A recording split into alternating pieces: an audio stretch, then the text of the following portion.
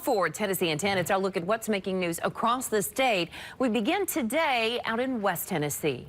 A beacon of Black history in Tennessee has been destroyed by an early morning fire. Here it is.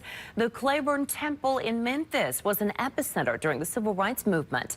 It's where Martin Luther King Jr. delivered a speech in support of striking sanitation workers the day before he was killed. Now, the church has a rich 130-year history there in Memphis.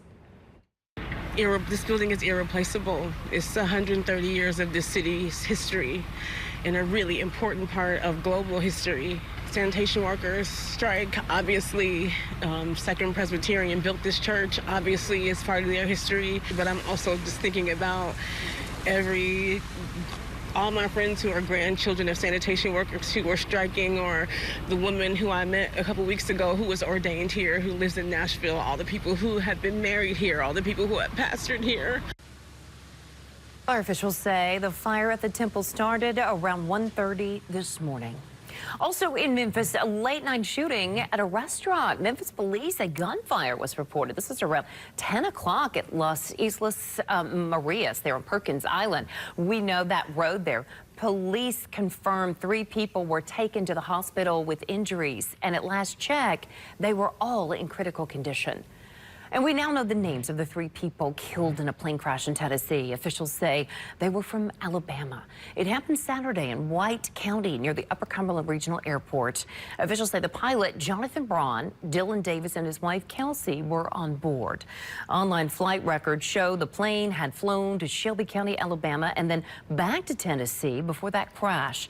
The airport director says someone saw and heard the crash and called 911.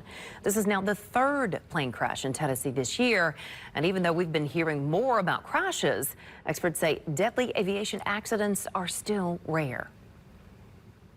If you look at the actual statistical data on it, it's still a safe hobby. You're going to have this kind of thing happen from time to time, and it's sad when it does, but it's still a relatively safe endeavor. The National Transportation Safety Board says that there have been 315 accidents in this country this year. 59 of them were deadly. Last year, there were nearly 1,500 aviation accidents. Now, the cause of this crash out in White County has not yet been determined. We know the NTSB has been at the scene investigating. The murder trial of 3 former Memphis police officers, all charged in the death of Tyree Nichols, begins today. Last week, a judge ruled the jury will be selected from Chattanooga due to the publicity of this case. Now, the former officers are charged with second-degree murder in Nichols' beating death. They have all pleaded not guilty. 2 other former officers who were charged are planning to change their pleas, so they will not be part of this trial. Now, the judge expects the trial to last about 2 weeks. A former Scott County jail nurse is charged with official misconduct. The TBI says an investigation shows 60-year-old Tanja Drawn brought contraband items into the facility to sell to inmates, along with stealing prescription medication from the jail.